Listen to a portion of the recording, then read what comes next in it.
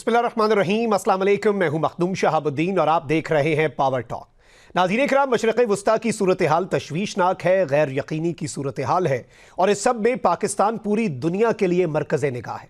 इस वक्त पूरी दुनिया की नज़रें इसहाक डार के दौरा चीन पर हैं, तो वहीं दूसरी जानिब अरब ममालिक के लिए भी चैलेंजेस बढ़ते जा रहे हैं।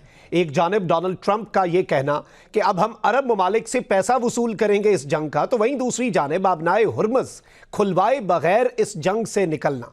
अमरीका इस वक्त सोच क्या रहा है और आखिर ये खित्ता किन किन चैलेंजेस से in the next few weeks नबरदाजमा होगा, ये इंतहाई अहम है। इसी सब पर बात करने के लिए प्रोग्राम में हमें ज्वाइन किया है नगमाना हाशमी साहिबा ने, साबिक सफ़ीर हैं, और हमें ज्वाइन कर रहे हैं ब्रिगेडियर मसूद अहमद साहब, दिफाई तज्जियाकार। सबसे पहले नगमाना साहिबा, आपकी जानिब आऊँगा। इस वक्त जो सूरत हाल बन चुकी है, पाकिस्तान लीड कर रहा है, डिप्लोमेटिक एफर्ट्स पूरी दुनिया के सामने हैं। आपको क्या लगता है कि इसमें कुछ मस्बत पेशरफ निकलेगी? पाकिस्तान के वज़ीर ख़ारजा चीन भी जा रहे हैं और अब ये बाज़गश्त है कि ईरान को कुछ गारंटीज़ चाहिए। तो इस वक्त जो पूरा पीस प्रोसेस है, उसे आप किस तरह से देख रही हैं? बहुत शुक्रिया, आपने बहुत अहम सवाल किया है।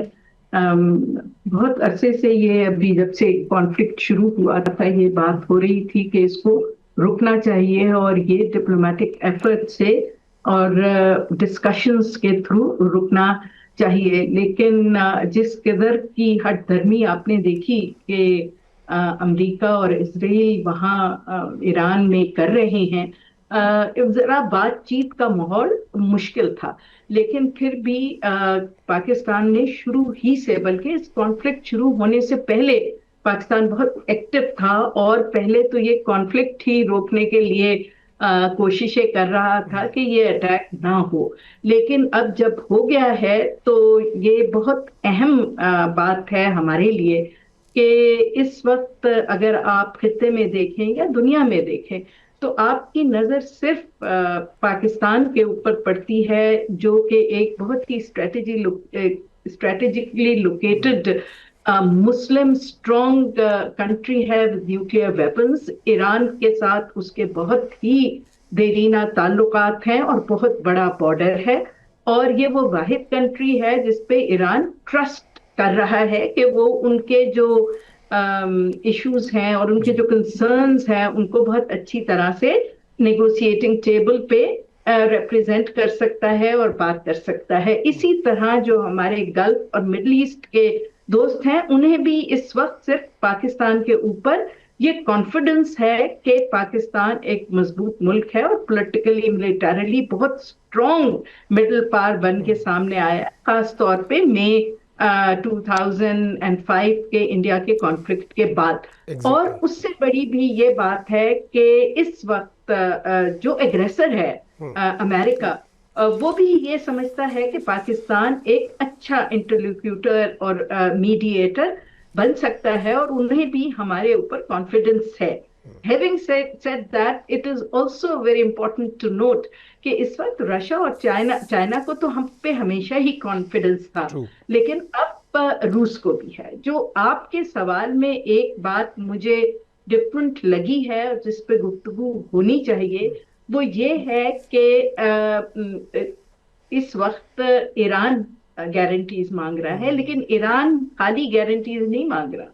इस वक्त मिडिल ईस्ट और गल्फ की स्टेट्स को भी गारंटीज चाहिए कि अगर ये जो मीडिएशन है ये बाकायदा एक डिप्लोमेटिक टॉक्स में तब्दील हो जाती है और at some stage direct talks या बिल वास्ता या बिला वास्ता शुरू हो जाती हैं अमेरिका और इसके ईरान के साथ, तो अगर कोई एग्रीमेंट होता है तो उसकी गारंटी कौन देगा? और देखिए, ये सारे मुल्क नॉर्मली आप देखते थे वेस्ट की तरफ, अमेरिका की तरफ, और खास तौर पे गल्फ और मिडिल ईस्टर्न कंट्रीज तो हमेशा अपनी सिक्योरिटी के लिए, अपनी चीजों के लिए वेस्ट की तरफ देख रही।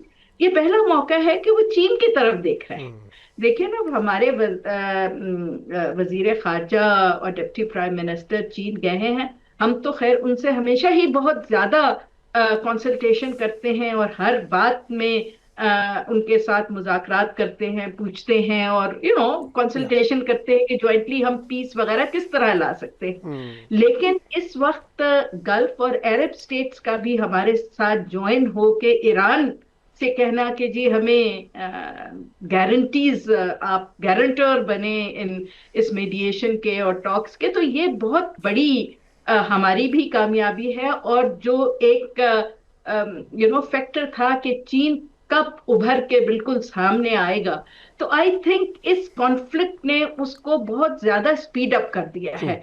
और अब इस वक्त बिल्कुल जो सारे कार्ड्स हैं वो मेरे लिहाज से चीन और रूस के हाथ में है। और जहां तक जंग का ताल्लुक है तो I think Iran has played a weak hand very very well. और इस वक्त वो कार्ड्स भी ईरान के हाथ में है। सो हमें तो ये दुआ करनी चाहिए कि हमने पहले भी माजी में बहुत अच्छा रोल अदा किया है, बहुत बड़ी बड़ी हमने मीडिएशन और नेगोशिएशंस में बड़े अच्छे नतायज दुनिया को ला के दिखाए हैं। जैसे चीन और अमेरिका की हमने रिप्रोचमा करवाया था कि हम उसी तरह और स्ट्रेंथ के साथ अपने नेशनल इंटरेस्ट को हर तरफ से महफूज रखते हुए, प्रमोट करते हुए हम इसमें मुस्बत किरदार अदा करें और अल्लाह करे कि हमारे मीडिएशन की वजह से इस खित्ते में बिल्कुल कोई देर पा अमन आ सके। बिल्कुल। और इसी सब के अंदर बगैर साहब आपसे इनपुट ज़रूर लूँगा कि इस वक्त जिस तरह से नगमाना साहिबा भी कह रही थी कि अब चाइना और रशिया का बड़ा रोल बढ़ जाएगा इस कॉन्फ्लिक्ट के अंदर भी, वैसे अभी दौरान भी और इस कॉन्फ्लिक्ट के बाद भी। अब अमेरिका जो कर रहा है देखा जाए तो अब इवन ये खबर आई है, वॉल स्ट्रीट जर्नल ने कहा है कि ट्रंप कह रहा है कि अब नाए हुर्मुज़ ना भी खुले हमारे वॉर ऑब्जेक्टिव्स पूरे हो जाएंगे, यानी गल्फ कंट्रीज़ को या अरब स्टेट्स को यूएस अबेंडन करता हुआ नजर आ रहा है। फिर एक और अमरीकी जरीदे ने खबर दी कि ट्रंप कह रहा है कि भाई इसके जंग के पैसे जो हैं वो भी हम अरब से लेने के लिए गौर फिक्र शुरू कर रहे हैं। तो अरब स्टेट्स को तो अब ये रियलाइज होगा इस सब के अंदर के अमेरिका की सिक्योरिटी गारंटीज भी काफ़ी नहीं है, अमेरिका के बेसिस उनकी सरजमीन पे लाइबिलिटी हैं उनके लिए, और मिडिल ईस्ट ऑर्डर को किस तरह से इस जंग के बाद आप बदलता हुआ देख रहे हैं? जी हाँ, बहुत शुक्रिया। देखें कि मेरे ख्याल में इस जंग के बाद आप देखें कि दुनिया में तमाम ऑर्डर चेंज हो जाएगा, और इसमें स्पेशली रीअलाइनमेंट आप देखेंगे वेस्ट एशिया मिडिल ईस्ट में। आप देखेंगे एक रियलाइजेशन तो ऑलरेडी आ चुकी है गल्फ कंट्रीज में कि उनके प्रोटेक्शन हो नहीं सकी, और जिस तरीके से वो उनके साथ हालात वाकयात हुए हैं, सो इनके तो देखें ना, they have recoiled back many decades अभी तो। और वो खाली आप एक मिसाल के तौर पे जो एलएनजी का जो वहां पे एनर्जी इंफ्रास्ट्रक्चर था कतर में, उसको एक हिट हुआ है, तो उस हिट को बताते हैं repair and maintenance will take 5 years, और फिर उसके प्रोडक्शन भी इतनी लेट होगी। तो इम्पेक्ट तो आप जंग के बाद भी खाली आप देखें कितना बड़ा सारा कुछ हो सकता है। अगर ये जंग मजीद चलती है 1 महीना, तो वो कहते हैं कि 14% जीडीपी जो है कतर की और कुवैत की गिर जाएगी, और 5% बाकी ममालिक के। तो दैट इज ए ह्यूज। और जो क्लास ऑफ देखे ना कंसेप्ट था, the gleaming cities of middle east, Dubai और ये वो, और फिर उसके बाद आप देखें कि वहां पे टूरिस्ट एंड इन्वेस्टमेंट हब था, वो भी सारा अभी वो that has gone. So that is one thing कि रियलाइजेशन है, सो नई रीअलाइनमेंट होगी, और यकीनन देखेंगे they will look towards Pakistan. That is one thing. Second importantly देखें, दुनिया is has become a multipolar world है, जिसमें अमेरिका भी एक नहीं है। सो कॉल्ड एम्पायर जो कहा जाता था, that is on decline. So that's why अभी कह रहे हैं ना कि ट्रम्प के लिए it is a Suez moment, क्योंकि जिस तरह सुएज के 1956 में जो वाकयात हुए, तो ब्रिटेन के लिए that was the beginning of the collapse of British empire.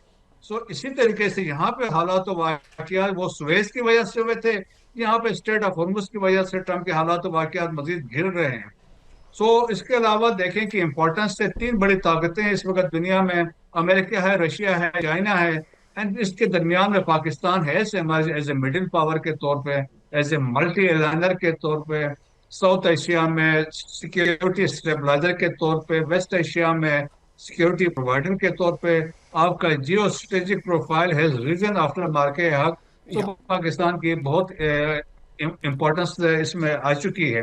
तो मेरा ख्याल में देखें कि अभी कोई और ऑप्शन नहीं है। दैट्स वाई अगर ट्रम्प ने कहा है कि हम इवन जो सुएज जो स्ट्रेट ऑफ हॉर्मुज नहीं खुलती है तो हम स्टिल वो बातचीत और उसको सीज फायर के लिए तैयार हैं, तो वो प्रेशर आप देखें। सो दैट्स वाई कि वो they are looking for an opportunity कि किस तरीके से यहाँ से निकले, क्योंकि जो अमेरिका की स्टैंडिंग थी ग्लोबल मिलिटरीली, पॉलिटिकली और economically, that has been dented. और फिर आपने देखा कि उनको रिस्पांस यूरोपियन यूनियन की तरफ से या इवन स्पेन को आप देखें जिस तरह वो खड़ा हो गया है, या नेटो कंट्रीज की तरफ से हैं। सो अमेरिकन दे महसूस कर रहे हैं। और फिर अमेरिका के अंदर आप देखें नो किंग्स की रैलीज हैं, exactly. Millions they are attending those rallies. तो ट्रम्प के लिए बड़ा प्रेशर है। तो मेरा ख्याल में, और फिर पाकिस्तान का किरदार और डार साहब का चाइना जाना, यकीनन वो गारंटीज के अलावा चाइना को भी ऑन बोर्ड लेना ले रहे हैं। सो बिहाइंड द सीन देखें कि ये बड़े कुछ एक्सचेंजेस हो चुके हैं। होप हम उम्मीद कर सकते हैं कि things will go in the right direction. Right. नगमाना साहिबा, इसी नुक्ते पर आपका इनपुट ज़रूर लूंगा कि इस वक्त अमेरिका एक लूज़र के तौर पर सामने आ रहा है। नेटो ममालिक में दरार पड़ गई, मिडल ईस्टर्न कंट्रीज़ जो हैं वो अब रीथिंक कर रही हैं अपनी प्रायोरिटीज़ को, अपनी सिक्योरिटी को, अपनी सॉवरेनिटी के हवाले से जो उन्होंने माजी में इक़दाम उठाए। एंड थर्डली, अमेरिका के अंदर भी ट्रंप की अप्रूवल रेटिंग्स गिर रही हैं, मिड टर्म इलेक्शंस आते हैं तो इवन इम्पीचमेंट तक जा सकता है मामला डोनाल्ड ट्रंप की। तो इसमें अल्टीमेट लूज़र तो अगर हम इस जंग में देखें तो Iran had nothing to lose. Sanctions थी, इकॉनमी पहले ही ख़राब थी, इस जंग से पहले प्रोटेस्ट हो रहे थे, लेकिन अमेरिका इसमें कहीं सबसे बड़ा लूज़र तो नहीं बन जाएगा? देखिए, बड़ा आपने अगेन अच्छा सवाल पूछा है। और आपके नाजरीन आई एम श्योर इससे बेनिफिट करेंगे आपके सवाल से। देखिए, अमेरिका तो ऑलरेडी ऑन द डिक्लाइन है। द वेरी फैक्ट के अमेरिका जैसे मुल्क में इस किस्म का पॉपुलरिस्ट एक्सट्रीम राइट का आदमी उनका प्रेसिडेंट बन गया है, तो वो ये सारी चीजें इंडिकेट करती हैं कि आपकी सोसाइटी, आपका मुल्क किस तरफ जा रहा है। दूसरा, जहां तक और जब से ट्रम्प साहब वापस आए हैं तो उन्होंने ऑलरेडी इकोनॉमी का तो सत्यानाश मार दिया था। अपनी बहुत ही अहमकाना जो उन्होंने पॉलिसी लाई थी कि जी 200% टैरिफ्स और 300% टैरिफ्स, तो वो देखें वो तो बूमरैंग कर गए उनके ऊपर। उसका सबसे ज्यादा इम्पैक्ट जो है वो खुद अमेरिका पे पड़ा और बहुत सारे ममालिक से उन्हें वो फिर स्केल डाउन करने पड़े, इवेंचुअली यू टर्न लेना पड़ा। तो वहां भी उनका बहुत sort of loss of face हुआ और महंगाई बहुत बढ़ गई अमेरिका में। और सब लोग यही कह रहे थे कि देखें, अमेरिका अगर अव्वल तो अटैक नहीं करना चाहिए उसे, बिकॉज ईरान जो है वो एक बहुत स्ट्रॉन्ग सिविलाइजेशनल स्टेट है और वो 20 साल से इस लड़ाई की तैयारी कर रहा है। वो टोटली कॉर्नर्ड है, उसने हर चीज जो है वो इंडिजिनाइज की हुई है। वो किसी भी चीज के लिए इस वक्त बाहर के किसी मुल्क पे डिपेंडेंट नहीं है, तो वो तो अपनी एग्जिस्टेंशियल वॉर लड़ेगा। They have nothing to lose, उनको तो आपने ऑलरेडी दीवार से लगाया हुआ है। और दूसरा, आप समझ ही नहीं पाए कि ये कितनी रिजिलियंट, कितनी स्ट्रॉन्ग कॉम है। अब चीन तो कहता है हम 5000 साल से थे और 5000 साल तक रहेंगे, और उससे पहले भी अमेरिका नहीं था, आगे भी अमेरिका नहीं था, but that is also true of Iran. देखे ना, 3-3.5 हजार साल से तो ईरान भी है, उस वक्त भी अमेरिका नहीं था और इंशाल्लाह आगे भी ईरान रहेगा। तो इन्होंने बहुत मिसकैलकुलेशन की है, बहुत ज्यादा आई थिंक ओवर कॉन्फिडेंस और ईगो, और उसका पीछे से आई एम श्योर के एक इंटरनल पॉलिटिक्स के साथ भी बहुत गहरा ताल्लुक है, क्योंकि नवंबर में उनके मिड टर्म इलेक्शंस आ रहे हैं। ऑलरेडी उनकी जो पॉपुलैरिटी थी वो डिप कर रही थी, और इस वॉर के बाद तो एक्सेप्ट कोर रेड स्टेट्स, तो वो तो सारा लग रहा है मामला डिप होते हुए इस वक्त डोनाल्ड ट्रंप साहब के लिए। और जहां तक आपने जिक्र किया नेटो और ईयू कंट्रीज का, तो मैंने 2 टर्म्स एज एम्बेसडर गुजारी हैं, as ambassador to the EU, और मैं बहुत अरसे से ये बात कह रही थी कि क्रॉस अटलांटिक रिलेशनशिप में एक दरार पड़ रही है। और वो दरार बढ़ते बढ़ते इस वक्त देखिए बिल्कुल सामने आ गई है। डोनाल्ड ट्रंप के पहले दौर में ये दरार कुछ और बड़ी हुई थी, और अब तो बिल्कुल ऐसे लगता है कंप्लीट डाइवोर्स की तरफ मामला जा रहा है। और इनकी इस अहमकाना हरकत पे जो इन्होंने ईरान पे हमला करके की है, उन्होंने अपने साथियों को बिल्कुल अलग कर दिया है, क्योंकि हमेशा से यूरोप का, खास तौर पे ईयू का जो उनका इंटरैक्शन है, दोस्ती है, उनका जो ख्याल है, और उनका जो इंटरेस्ट है ये मिडल ईस्ट में के मामले पे और ईरान के मामले पे, वो अलाइन नहीं करता अमेरिका के साथ। और वहां बड़े अरसे से ये बातें शुरू हो गई थी कि हमने अपनी सोसाइटीज, कल्चर्स, इस्लामोफोबिया, माइग्रेशन और बहुत सारे मसाइल, इकोनॉमी सबकी गिर गई। हमने इतने साल नेटो में रह के नेटो ने अमेरिका की लड़ाइयां लड़ी हैं, so we should now get away from them. और ये आखिरी कील ठोक दी है उन्होंने ईरान पे हमला करके, ये क्रॉस अटलांटिक रिलेशनशिप में और नेटो में। इसीलिए अब आपको इंटरनली भी वहां ट्रबल नजर आ रहा है, और एक्सटर्नली भी इंसान सोच ही नहीं सकता था इस हमले से पहले कि आप यूएस को इस कदर का आइसोलेटेड देखेंगे। यस, कुछ हम जैसे लोग कह रहे थे कि हाँ, he may not get that kind of support, लेकिन हमें भी अंदाजा इतना नहीं था कि इतना ज्यादा आइसोलेट हो जाएंगे। वी थॉट कि शायद रैली कर जाए कुछ लोग इनके साथ, बट अभी तो आप देखें कि रिजीम चेंज ईरान की जगह वहां लगता है होने जा रही है, और होनी चाहिए। और मिलिटरीली, पॉलिटिकली, स्ट्रेटेजिकली, इकोनॉमिकली, हर लिहाज से अमेरिका जो है वो इसमें नुकसान उठा रहा है और उठाएगा। और अगर बूट्स ऑन ग्राउंड की इन्होंने गलती की तो फिर तो बहुत ही ज्यादा नुकसान उठाएगा। तो आई होप कि सैनिटी प्रिवेल कर जाए। और अभी आपने जो बात की कि वो कह रहे हैं हम ना भी खुले तो हम अपने हदफ जो हैं वो ले लेंगे, तो वो बेसिकली इस तरह की बातें करते हैं जब उन्हें पता होता है कि अब ये करना मेरे लिए नामुमकिन है। वो नहीं कर सकते तो वो उसको भी अपनी जीत में कन्वर्ट करते थे, जी वी विल बंद भी रहे तो हम कुछ कर लेंगे।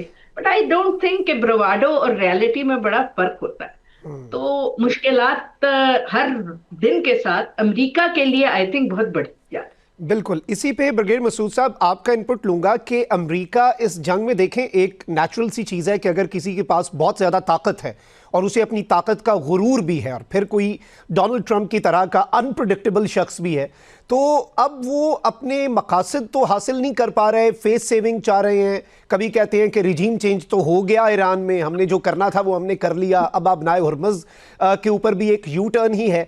बट ऐसे हालात के अंदर क्या अमेरिका कोई फ्रस्ट्रेशन में एक्सट्रीम कदम उठा सकता है? और अगर ट्रूप्स ऑन ग्राउंड की तरफ जाता है तो आपको क्या लगता है कि ईरान का क्या रिएक्शन होगा? ईरान ने भी 10 लाख फौज तैयार कर ली है, अपनी ऐलान किया है कि अमेरिका के फौजियों के लिए हमारे 10 लाख बंदे तैयार बैठे हैं।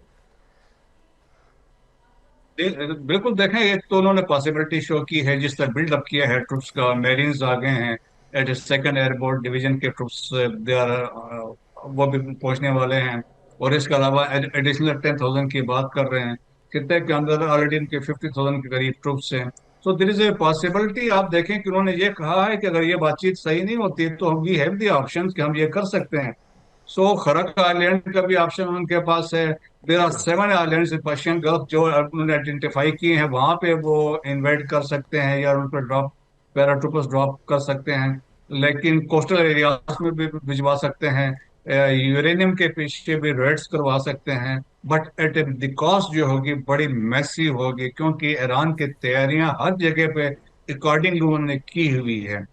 तो क्या वो बॉडी बैग्स को तैयार कबूल करने को तैयार है मिड टर्म इलेक्शन से पहले? सो मेरे ख्याल में बड़ा डिफिकल्ट है। लेकिन प्रेसिडेंट ट्रम्प के देखे ना जहन में क्या चल रहा है, नो बडी नोज। क्या कुछ हो सकता है। सो पॉसिबिलिटीज तमाम कुछ है। लेकिन ये है कि जिस तरीके से बातचीत चल रही है, क्योंकि वो खुद भी एक क्लीन ब्रेक चाह रहे हैं, तो उस सूरत में मेरे ख्याल में पाकिस्तान एक बड़ा कलीदी किरदार अदा कर रहा है। स्पेशली जो 4 ममालिक यहाँ पे जमा थे, जिनकी हर एक की अपनी बहुत बड़ी इंपॉर्टेंस है, उनका एक बड़ा कलीदी किरदार है। अब चाइना भी इसमें इन्वॉल्व होगा, तो होपफुली मेरे ख्याल में कोई न कोई दरमियान में रास्ता निकले। बिल्कुल, इसमें दरमियान में रास्ता निकलना ज़रूरी भी है वर्ल्ड पीस के लिए। ना साहिबा, आपका इनपुट इस पे मैं ज़रूर लूँगा। इस वक्त जो सिचुएशन है, आपको क्या लगता है कि अल्टीमेटली तो मुज़ाकरात की मेज़ पे बैठना ही पड़ेगा, बट अगर हम रियलिस्टिकली देखें तो मुज़ाकरात के कामयाब होने के हवाले से कितने चांसेस हैं? देखें, द फैक्ट कि कुछ ना कुछ फॉरवर्ड मूवमेंट हुई है बातचीत की तरफ, तो at the end of day तो आप चाहे एक दूसरे को फना भी कर दें, फिर भी आपको नेगोशिएशंस तो ट्रू। करनी पड़ती हैं, आपको टेबल पे बैठना पड़ता है। तो इसलिए लेट अस होप, क्योंकि अमेरिका जिस फ्रेम ऑफ माइंड में है, अमेरिका तो नहीं कहना चाहिए, डोनाल्ड ट्रंप जिस फ्रेम ऑफ माइंड में है, अब ये डिपेंड करता है कि उनको उनकी अपनी जो इंस्टीट्यूशंस है वो कुछ रेन इन कर पाती हैं, कोई सैनिटी प्रिवेल कर लेती है, या फिर वो डू एंड डाई के sort of frame of mind में चले जाते हैं, और क्योंकि ईगो तो उनकी बहुत ज्यादा है, और वो कोई एक्सट्रीम कदम उठाने की तरफ चले जाएं, और या बाकायदा कोशिश करें कि जी हम ट्रूप्स के जरिए ये जो है आइलैंड पे ट्रूप्स उतारें और उस पे कब्जा कर लें। मुश्किल लगता है कि ऐसे हो सके। और वो जो कहते हैं कि जी हम इनरिच्ड यूरेनियम जो है वो उठा के ले आएंगे, तो भाई देखें, वो दरख्त पे लटका हुआ कोई चिड़िया का घोंसला तो है नहीं कि जिसको सीढ़ी लगा के उतार लेंगे आप। वहां अगर ये चले गए ईरान में, तो निकलेंगे कैसे? ईरान ने तो ईरान तो माहिर है इस तरह की वॉरफेयर का, और वो it will be a worse than Vietnam, it will be worse than exactly, Afghanistan। Exactly. ये उनके लिए बहुत ज्यादा मुश्किल डाल देंगे। अब इट डिपेंड्स ऑन के, एज आई सेड, कि उनका फ्रेम ऑफ माइंड क्या है, बिकॉज इस तरह के इनस्टेबल आदमी के साथ दुनिया डील कर रही है कि वो मर्क्यूरियल है, उनका तो कुछ नहीं पता कि इस वक्त क्या कर देंगे। अब एग्जैक्टली। डिपेंड करता है कि वेदर दी सेना वॉइसेस एंड सेना institutions and leaders in America are able to rein him in या नहीं। If they can't, then it's going to be a very bad scene for the Americans. Right, very important point, और जारी बात है हम यही expect कर सकते हैं कि सैनिटी जो है वो प्रिवेल। बहुत शुक्रिया, नगमाना हाशमी साहिबा हमारे साथ मौजूद थी। नाज़रीन इकराम, यहाँ पे वक्त हुआ एक ब्रेक का, आपसे मुलाकात होगी इस ब्रेक के बाद।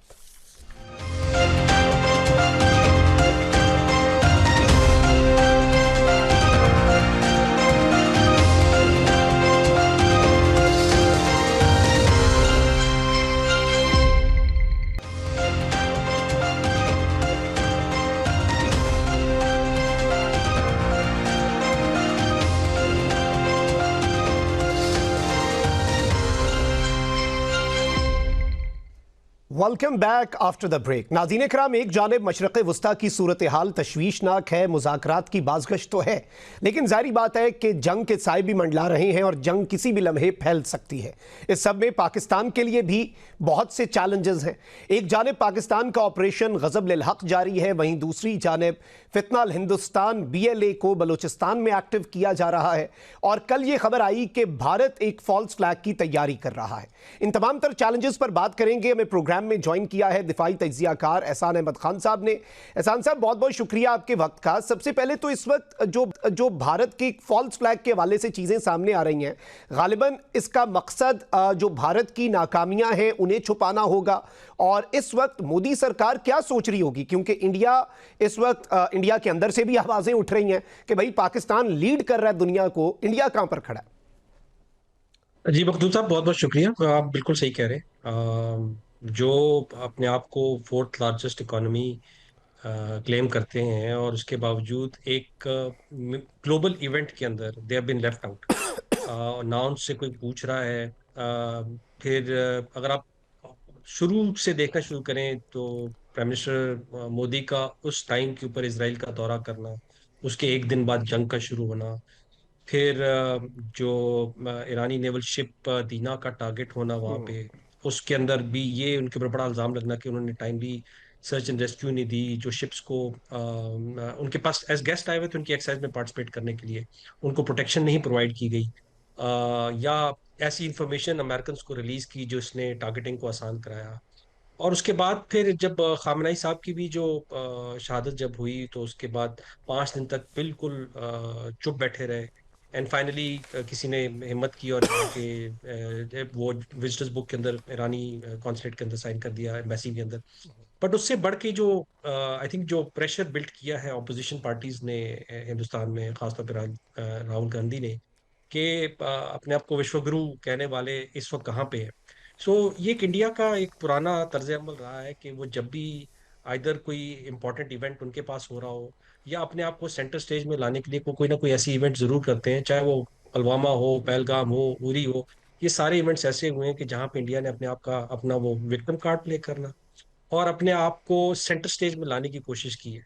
इस वक्त जब अफगानिस्तान में भी उनके जितने एसेट्स थे उनको काफी एलिमिनेट किया गया, ईरान से जो उनकी एक्सेस थी, और वो वहां से ये बीएलए वालों को काफी सपोर्ट कर रहे थे थ्रू इंटेलिजेंस नेटवर्क्स, वो भी काफी हद तक खत्म होते जा रहे। सो उन्होंने कोई ना कोई ऐसा एक्टिविटी जरूर क्रिएट करनी है जो पाकिस्तान की जो एक सेंटर स्टेज पोजीशन बनी हुई है, जो कि राइटफुली पाकिस्तान ने अचीव की है इस रीजन के एक रिस्पॉन्सिबल एक्टर के तौर पे, उसको हर्ट करने के लिए कोई बात नहीं है कि हिंदुस्तान कोई भी इस तरह का कदम उठा सकता है। और उसके सिम्टम्स ऑलरेडी नजर आना शुरू हो गए हैं, जिस तरह पे ये फ्लैग कैदियों के ट्रांसफर के ऊपर जी उनको यूज करने के लिए for a false flag operation की खबर सामने आई है। बिल्कुल। अच्छा, इस सब के अंदर अगर हम पाकिस्तान के रोल की बात करें और स्पेसिफिकली अब जो फॉरेन मिनिस्टर हैं पाकिस्तान के, उनका चाइना का दौरा, इसे आप किस तरह से देख रहे हैं? स्पेशली अगर हम देखें कि अरब्स के साथ भी हमने कंसल्टेशंस कर ली, अमेरिका और ईरान के साथ भी कंसल्टेशंस जारी हैं, और अब चाइना को ऑन बोर्ड लेना कितना अहम है? और इसमें इवन ये आ रहा है कि शायद ईरान को सिक्योरिटी गारंटीज चाहिए और उस रोल में चाइना जो है वो सबसे ऊपर होगा। देखिए, जहाँ पे अल्लाह के फजल से पाकिस्तान ने अपना एक रोल बनाया है इस पूरी मीडिएशन एफर्ट के अंदर, एक बड़ा डिस्टिंक्टली सीन से जो एब्सेंट चीज नजर आ रही है वो रशिया और चाइना का एक प्रोएक्टिव रोल शायद उस तरीके से नजर नहीं आ रहा था। बैकडोर डिप्लोमेसी में डेफिनेटली होगा, ताकि क्योंकि जो जिस तरीके से इकोनॉमी हर्ट होती है तो उसमें सिर्फ जो तरक्की पजीर ममालिक हैं जैसे पाकिस्तान है, या जो खित्ते के ममालिक है, वो हर्ट नहीं हो रहे, सब ममालिक हर्ट हो रहे हैं। और यहाँ से स्ट्रेट ऑफ हुर्मुज से निकलने वाला तकरीबन 37% तेल जो है वो चीन जाता है। तो जारी बात है जहां बाकियों की इकोनॉमी हर्ट हो रही है वहां पे चाइना की इकोनॉमी पे भी इम्पैक्ट्स आ रहे हैं। ये जंग जितना एक्सपेक्टेड थी, जो अमेरिका के तो ख्याल में था कि शायद 4 से 5 दिन में, उससे बहुत ज्यादा दिनों तक चल चुकी है। और जो इकोनॉमिक बेंचमार्क्स हैं कि अगर तेल की कीमत इतने दिन के लिए $100 से ऊपर रहती है तो जो तरक्की पजीर ममालिक हैं उन पे इफेक्ट आएगा। लेकिन अगर 110 $115 से ज्यादा रहती है तो इवन जो डेवलप्ड नेशंस हैं उनके लिए भी मॉनेटरी जो फाइनेंशियल रिसेशन है उसके शुरू होने के असरात नजर आना शुरू हो जाएंगे। जारी बात है अमेरिका, यूरोप और चीन, आज मैं ऑस्ट्रेलिया की एक बारे में एक देख रहा था कि जब से फर्टिलाइजर्स जाना शुरू हुए हैं, 46% ऑफ अमोनिया यानी यूरिया की जो फर्टिलाइजर है वो इस रास्ते से गुजरते हैं। तो ऑस्ट्रेलिया में जो एग्रीकल्चर जहाँ पे लाइफ स्टॉक एक बहुत इंपॉर्टेंट चीज, तो वहाँ पे यूरिया के बहुत प्रॉब्लम्स शुरू हो गए हैं, प्राइसेस जो हैं वो 25-30% जो है वो बढ़ गई हैं। तो इसका इफेक्ट तो सबके ऊपर आ रहा है। तो सिक्योरिटी गारंटीज भी और डिप्लोमेटिक गारंटीज भी चाइना की तरफ से वो सीख करेंगे। और इसमें अगर पाकिस्तान इस नेगोशिएशन को लीड कर रहा है तो चाइना को बड़ा स्ट्रांगली ऑन बोर्ड रखना एक बड़ा अच्छा कदम है, और इसके अच्छे रिजल्ट्स सामने आएंगे फॉर मीडिएशन और इस इशू को कर्टेल करने में। राइट, ये एक बड़ा इंपॉर्टेंट पॉइंट है। अच्छा, इसके साथ ही साथ अगर हम देखें तो जंग जो है वो भी फैलती हुई नज़र आ रही है। ट्रंप ने भी कहा है कि इवन अब जो ज़मीनी एक्शन लेने की बात की जा रही है, ट्रूप्स ऑन ग्राउंड की बात हो रही है, इस सब के अंदर बहुत से कंसर्न्स भी हैं। तो यूं लग रहा है कि ये मेक और ब्रेक मोमेंट है।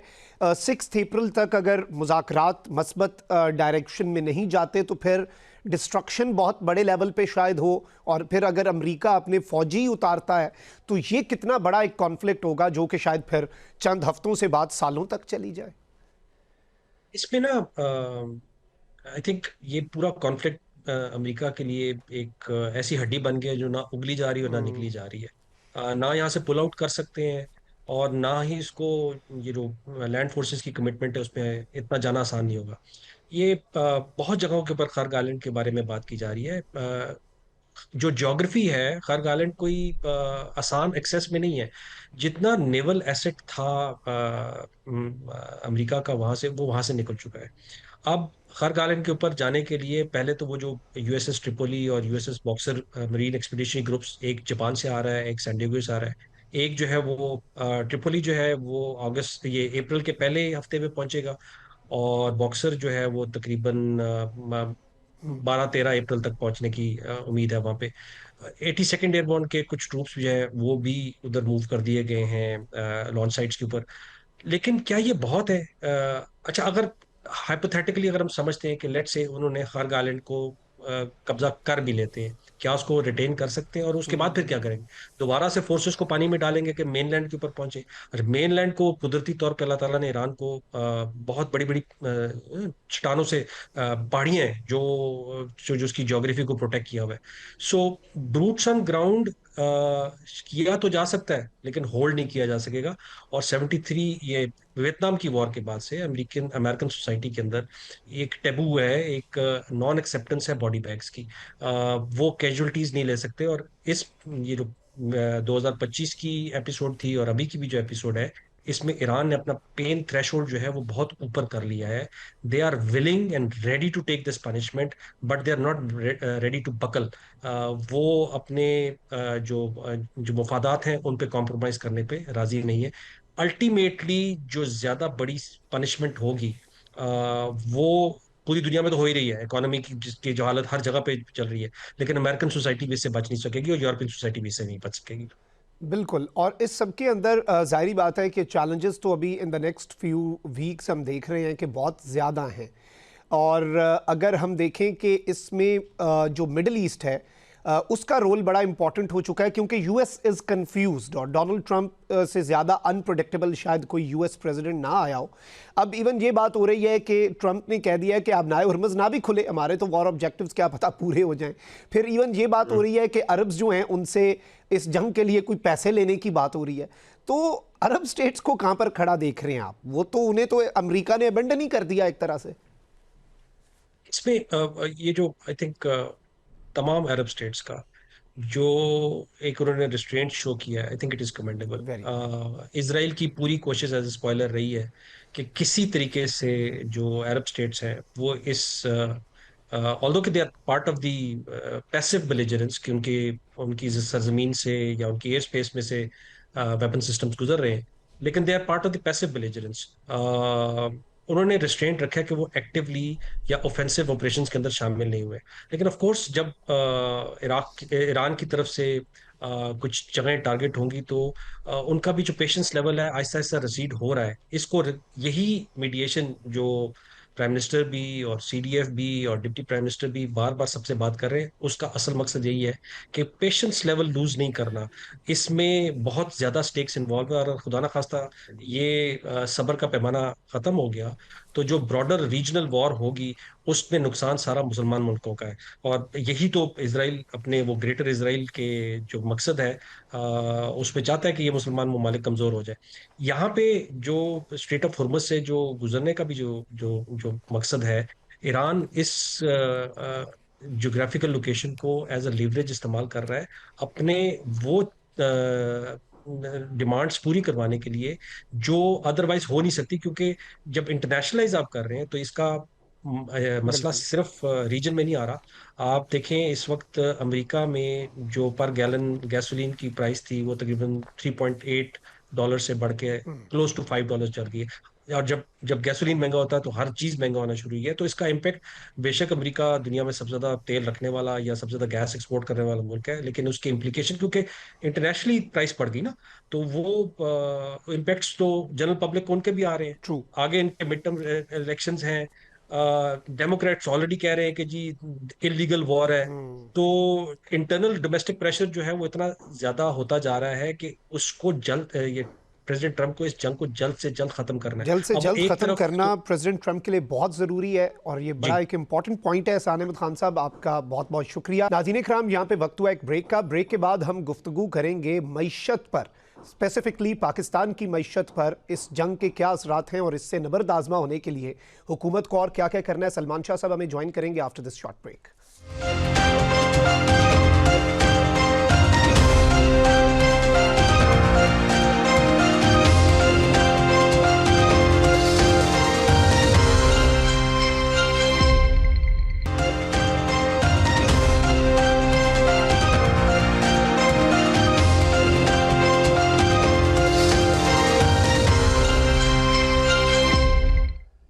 Welcome back after the break. नाज़रीन इकराम, मशरिक़ वस्ता की जंग के दुनिया के तमाम तर ममालिक की मईशतों पर जो असरात हैं वो सबके सामने हैं और पाकिस्तान भी सफ़र कर रहा है और चैलेंजेस का तो अभी आगाज़ हुआ है। इन द नेक्स्ट फ्यू वीक्स मज़ीद चैलेंजेस पाकिस्तान को फेस करने पड़ सकते हैं अगर ये जंग इसी तरह से जारी रही या इवन हालात अगर ख़राब हुए। इस सब में गवर्नमेंट की पॉलिसीज़ अभी तक कैसी जा रही हैं और गवर्नमेंट को मज़ीद क्या करने की ज़रूरत है और स्मार्ट लॉकडाउन ना लगाने का जो फैसला है, इस फैसले को किस तरह से देखा जा रहा है। ये तमाम तर चीज़ें डिस्कस करने के लिए हमें प्रोग्राम में ज्वाइन किया है माहिर मईशत सलमान शाह साहब ने। शाह साहब, बहुत बहुत शुक्रिया आपके वक्त का। सबसे पहले तो ये बताइएगा कि गवर्नमेंट के जो अभी तक के इक़दामात हैं इस पूरे कॉन्फ्लिक्ट में और एक क्राइसिस सिचुएशन है, इन्हें आप किस तरह से देख रहे हैं? ये काफ़ी हैं या नाकाफ़ी इक़दामात हैं? देखें, एक तो बात हमें अंडरस्टैंड करनी चाहिए कि पाकिस्तान की जो इकॉनमी है ये बड़ी वनरेबल इकॉनमी है, क्योंकि ये अभी आईएमएफ के प्रोग्राम में चल रही है। True. बड़ी मुश्किल से आपकी थोड़ी बहुत स्टेबिलिटी आई है, लेकिन आपके फॉरेन एक्सचेंज रिजर्व्स अभी भी बहुत कम है। नॉर्मली अगर आप कहें कि पाकिस्तान के कितने रिजर्व्स होने चाहिए तो कम से कम 5 से 6 महीने के फॉरेन एक्सचेंज रिजर्व्स होने चाहिए। इसका मतलब ये है कि हमारे रिजर्व्स जो हैं कोई तकरीबन 5 महीने या 6 महीने की इंपोर्ट्स के बराबर होने चाहिए। बिल्कुल। लेकिन हमारे जो इस वक्त रिजर्व्स हैं वो तकरीबन 3 माह के करीब रिजर्व्स हैं। सो ऑलरेडी खासे शॉर्ट हैं। 5 महीने के रिजर्व्स का मतलब है कि कम से कम 25 से 30 अरब डॉलर के रिजर्व्स हमें चाहिए। सो इस काइंड ऑफ सिचुएशन में जब ये आपको ऑयल शॉक मिलता है जिस तरह से अब हमें मिल रहा है, क्योंकि हमारी जो प्रोजेक्शंस हैं मोस्टली वो 60-70 डॉलर पर बैरल के हिसाब से की गई हुई हैं और इस वक्त 115 डॉलर पे चल रहा है और अभी ये भी नहीं पता कि ये और ऊपर जाएगा या नीचे आएगा। सो अगर ये ऊपर जाता है तो आपको जो आपकी प्रोजेक्शंस आपने की हुई हैं उससे भी 4-5 अरब डॉलर एक्स्ट्रा चाहिए अगर आप अगले 2-3 महीने इसी तरह की ऑयल प्राइसेस रहें, तो हमें ये एक्स्ट्रा फाइनेंसिंग की ज़रूरत होगी जो तकरीबन 5 से 6 अरब डॉलर तो मिनिमम हमें एक्स्ट्रा चाहिए। So as a first step हमें इसकी फाइनेंसिंग अरेंज करनी है, या आईएमएफ से कोई नया प्रोग्राम इसमें लेके आए या फिर हमारे दोस्त ममालिक जो हैं जो ट्रेडिशनली पाकिस्तान को सपोर्ट करते हैं, सऊदी अरेबिया है, चाइना एट्सेट्रा, इनसे हमें एक्स्ट्रा पैसे चाहिए। दूसरी बात यह है कि सऊदी अरेबिया से भी डिफर्ड पेमेंट पे हम तेल लेते हैं, उसमें भी अगर कुछ एक्सटेंशन हो जाए तो वो भी बहुत ज़रूरी है। तीसरा जो एक एलिमेंट है वो है रेमिटेंसेस का, क्योंकि हमारी रेमिटेंसेस जो हैं वो इस वक्त हमारी एक्सपोर्ट से भी ज़्यादा हैं और बहुत ज़्यादा हमारी रेमिटेंसेस हमारे खित्ते से ही आती हैं, Saudi Arabia, middle east, gulf state से। तो वो अगर इम्पैक्ट होती हैं तो फिर हमारा एक बहुत बड़ा क्राइसिस बनेगा फॉरेन एक्सचेंज का, बैलेंस ऑफ पेमेंट्स का। सो वो हमें एक किस्म की जो कहना चाहिए शॉक ऐसा होगा जो कि बिल्कुल डिसरप्ट कर देगा हमारी इकोनॉमी को। सो अभी तक ये शॉक्स हमें कोई ख़ास नहीं पड़े। हमने जो तदबीर की है कि एक तो प्राइसेस हमने बढ़ाई हैं, हमें अभी भी हम खासी सब्सिडी दे रहे हैं, बिल्कुल। जो कि आई थिंक हमें नहीं देनी चाहिए, क्योंकि अगर सब्सिडी आप देते चले जाएंगे तो फिर एक और हमारा डेट का साइकिल जो है फिस्कल डेफिसिट्स की वजह से चल पड़ेगा, जो बड़ा उसके भी बड़े लॉन्ग टर्म इम्पैक्ट होते हैं इन्फ्लेशन पे और उसकी रिपेमेंट्स के ऊपर। सो बेसिकली आपको कंजर्वेशन तो करने की ज़रूरत है, लेकिन अगर हमने स्कूल भी बंद कर दिए, दुकानें बंद कर दी, बिजनेसेस बंद कर दी, तो इकॉनमी जो पहले ही ग्रोथ नहीं कर रही थी वो तो बिल्कुल ही नेगेटिव एरिया में चली जाएगी। ट्रू। सो कोशिश यही करनी चाहिए कि हुकूमत को अपने जो अखराजात हैं वो किसी तरीके से कम करे। हमारे जो स्ट्रक्चर है हुकूमत का वो बहुत ब्यूरोक्रेटिक है और बहुत ओवरलोडेड है।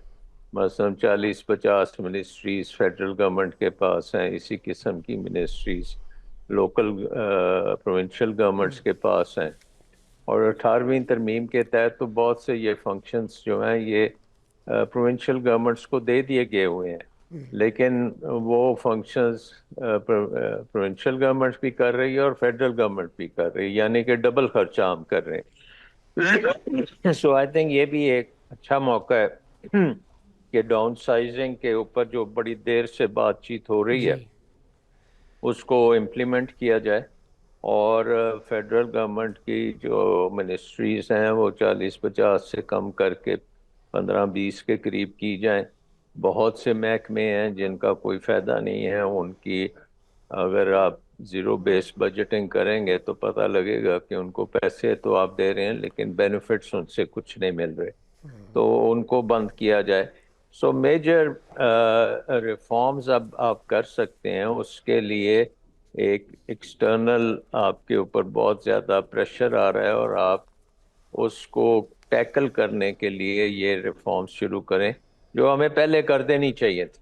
अभी तक ये रिफॉर्म्स मुकम्मल हो जानी चाहिए थी, ये तो पिछले 3-4-5 साल में हमें ये सारी रिफॉर्म्स कर लेनी चाहिए थी। सो आई थिंक ये अब वक्त है कि you have to bite the bullet और ये सारी चीज़ें हमने करनी चाहिए। लेकिन दूसरी साइड पे हमें अपनी डिप्लोमेसी में और करना चाहिए, वसअत लानी है। हमने पूरी कोशिश करनी है कि ईरान और सऊदी अरेबिया की जंग ना हो। हमें ईरान के सऊदी अरेबिया पे हमले जो हैं उनको ख़त्म कराना है। सऊदी अरेबिया को हमने कमिट कराना है कि वो ईरान पे हमले नहीं करेंगे और ये जंग जो है एक रीजनल जंग नहीं बनेगी। और साथ साथ फिर हमें एक पीस की तरफ, पीस प्रपोजल जो हम अब गो बिटवीन इस वक्त बने हुए हैं, आई थिंक इसको बड़ा इंटेंसिफाई करना पड़ेगा। और बड़ी खुश आइंद बात है कि हम चाइना को भी इसमें इन्वॉल्व कर रहे हैं, एंड होपफुली हमारी एफर्ट्स जो हैं ये कामयाब हो जाएंगी और इस खत्ते को हम जंग से बचाने में कामयाब हो जाएंगे। बिल्कुल, और पाकिस्तान के जो डिप्लोमेटिक एफर्ट्स हैं पूरी दुनिया उनकी तारीफ़ भी कर रही है, और पाकिस्तान इस वक्त एक बड़ा, दुनिया का सबसे बड़ा तनाज़ा अगर इसे कहा जाए, उसे ख़त्म करवाने के लिए रोल भी अपना प्ले कर रहा है। सलमान शाह साहब, जब जब ऐसा कोई इकनॉमिक क्राइसिस आता है, हम रिफॉर्म्स की बात करते हैं, हम कहते हैं कि पॉलिसी चेंज होनी चाहिए, तमाम तर चीज़ें, लेकिन फिर वो कहीं गर्द में, वक्त की गर्द में सब कुछ दब जाता है। आपको क्या लगता है कि एक चार्टर ऑफ इकोनॉमी की ज़रूरत है? आखिर एक सर्टेन डायरेक्शन जो है इकोनॉमी को, उसकी कितनी इस वक्त अशद ज़रूरत है पाकिस्तान जैसी फ्रेजाइल इकोनॉमी को? देखिए, मेरे नज़र में जो भी हुकूमत होती है ये उसका फ़र्ज़ है कि वो रिफॉर्म्स लेके आए। ट्रू। और उसको वक्त ज़ाया नहीं करना चाहिए कि चार्टर ऑफ इकोनॉमी बनाएं और दूसरों के साथ परमिशन लेके ये काम करें। वो अगर इलेक्टेड हुकूमत है और उसको अवाम की सपोर्ट है तो वो उसका फ़र्ज़ है कि वो रिफॉर्म्स करे ताकि पाकिस्तान की इकॉनमी एक पुख्ता इकॉनमी बने। देखें, हमारी इकॉनमी का रुख इस वक्त ये है कि हर चीज़ को टैक्स किया जाए, और इतना ज़्यादा हमने टैक्स कर दिया है। और पिछले 3-4 साल में हमारी इन्फ्लेशन भी इतनी हाई थी, इंटरेस्ट रेट्स भी बहुत हाई थे, तो इकोनॉमी तो एक किस्म की डेड इकोनॉमी हो चुकी है ना। इसको रिवाइव करने के लिए हमें पूरा ओरिएंटेशन चेंज करना है कि टैक्सेस को कम करना है, हुकूमत के बोझ को कम करना है और प्राइवेट सेक्टर को रीओरिएंट करना है कि वो डोमेस्टिक इकोनॉमी के बजाय एक्सटर्नल इकोनॉमी की तरफ देखें और ग्लोबल मार्केट्स को देखें। तो वो एक बहुत बड़ा चैलेंज है। उसमें हमें अपनी प्रोडक्टिविटी को बहुत बेहतर करने की ज़रूरत है, हमारी कंपेटिटिवनेस बहुत बेहतर हो, हमारी एग्रीकल्चर जो है, जो इस वक्त मेरा ख्याल दुनिया में सबसे कम प्रोडक्टिविटी वो पाकिस्तान की एग्रीकल्चर में है, लेकिन पाकिस्तान की एग्रीकल्चर रिसोर्सेज जो हैं वो तो तकरीबन दुनिया की बेस्ट है। सो वहाँ पे हम बहुत चेंज कर सकते हैं। हम अपनी गंदम की प्रोडक्शन बेहतर कर सकते हैं, कॉटन है, जितने ये मेजर क्रॉप्स हैं, क्योंकि ये जो जंग है इसमें एक बहुत बड़ा फैक्टर फूड आइटम्स का भी होगा, क्योंकि फर्टिलाइजर्स बड़े इफेक्ट हो रहे हैं और होपफुली पाकिस्तान ने अपना इंतज़ाम किया हुआ है फर्टिलाइजर्स का, जिसमें यूरिया भी है, जिसमें पोटाश भी है, जिसमें और जो हैं डीएपी वगैरह, वो सारा की अरेंजमेंट है। तो अगर हम एक मेजर बूस्ट अपनी एग्रीकल्चर आउटपुट को देख सकते हैं इस साल, तो ये बड़ा बेनिफिट होगा। अगर पाकिस्तान की एग्रीकल्चर 5-6% के हिसाब से बढ़ जाए और वो उसके लिए एफर्ट करके हम ये काम कर लें, तो वो इकोनॉमी के लिए बड़ा अच्छा होगा और उसको फिर आगे तक कंटिन्यू करें। सिमिलरली हमें अपनी मैन्युफैक्चरिंग, सर्विसेज, ये सारी चीज़ों में आर्टिफिशियल इंटेलिजेंस को लाने की ज़रूरत है। हमारी इकोनॉमी में नई जो अब इस फोर्थ इंडस्ट्रियल रेवोल्यूशन, ये तो बल्कि फिफ्थ इंडस्ट्रियल रेवोल्यूशन है, जिसमें ये क्रिटिकल मिनरल्स हैं, जिसमें चिप्स हैं, जिसमें आर्टिफिशियल इंटेलिजेंस के डेटा सेंटर्स हैं, फिर इलेक्ट्रिक व्हीकल्स हैं, सोलर एनर्जी है। अब हमने बात एनर्जी के कर रहे थे, सबसे बड़ा तो हमारा impact mismanagement of the power sector है। उसको हम ठीक नहीं कर सके बहुत कोशिश के बावजूद, क्योंकि उसमें वेस्टेड इंटरेस्ट बहुत हैं। इसी तरह गैस के इश्यूज हैं, पेट्रोलियम के इश्यूज हैं। तो इन सारों को अब वक्त आ गया है कि आप इसको ऑप्टिमाइज करें और फर्स्ट बेस्ट सॉल्यूशंस की तरफ जाएं। और जो वेस्टेड इंटरेस्ट हैं उनको अब आप डिसीजन मेकिंग से अलग करें। बिल्कुल, वेस्टेड इंटरेस्ट्स को अगर डिसीजन मेकिंग से अलग करके मुल्क का सोचा जाए तो फिर इकॉनमी के लिए बहुत सी मस्बत चीज़ें निकल कर सामने आएंगी। सलमान शाह साहब, आपका बहुत बहुत शुक्रिया। नाज़रीन इकराम, इसी के साथ मखदूम शाह को इजाज़त दीजिए। पाकिस्तान जिंदाबाद।